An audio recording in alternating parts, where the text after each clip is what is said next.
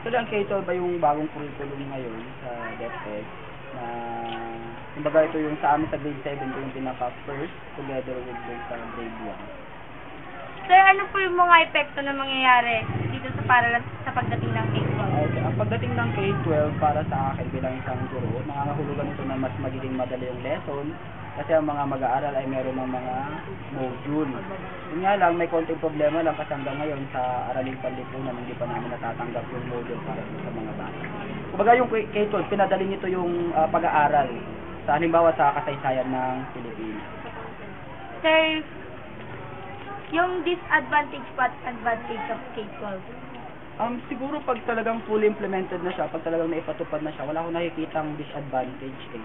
Sa ngayon, sa unang taon ng pagpapatupad, ang nakikita ko lang na medyo kakulangan ay yung kakulangan sa materyales.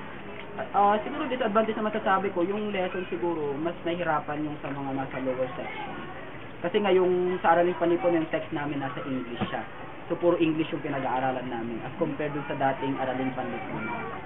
Pero madali siya kasi lahat ng activities namin, open notes, tapos opinion-based, yan, mga ganyan. So, pag hinuha lang, pagkuha ng informasyon, mga ganun.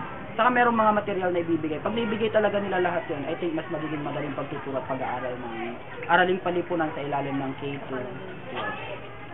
Sir, last question po. Ano po yung mga pagbabago na mangyayari? Pagbabago sa school, Na mangyayari sa PAC? pagbabago sa school, una sa mga guro, naging madali yung trabaho. Kasi dati, 4 na araw kami sa isang linggo, ngayon 3 araw na lang.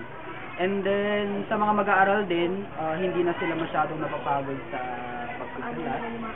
Kasi meron ng module na gagamitin. Ibibigay sa kanila ng libre. Sir, paano nga po yung mga classroom? Yung classroom, ganun pa rin, katulad ng dati. Sa Rosario Integrated kasi, yung sitwasyon naman natin, di ba, kulang tayo sa room. Pero, sa ilalim ng K-12 kasi, ang isang classroom dapat meron lamang 60 na mga mag-aaral. Sa ilalim ng K-12. Nandito po tayo ngayon sa building ng grade 7 at dalawa sa kanila ating makakapanayam kung ano nga ba. Eh, ano pangalan mo, Adin? Kayo, Adin, ano nga ba ang K-12?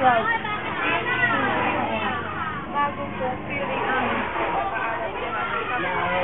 nakakatulong po to sa amin ng mas mabuti po kasi may grade 11 plus grade 12 na kahit hindi na po kami mag-aral ng college, pwede na po kami makakuha ng sabaw namin po.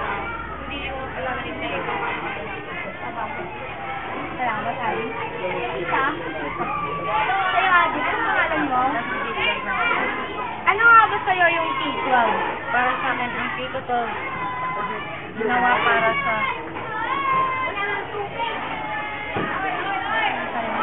ginawa mas madagdagan pang ating mga panahon. Salamat. Salamat sa inyong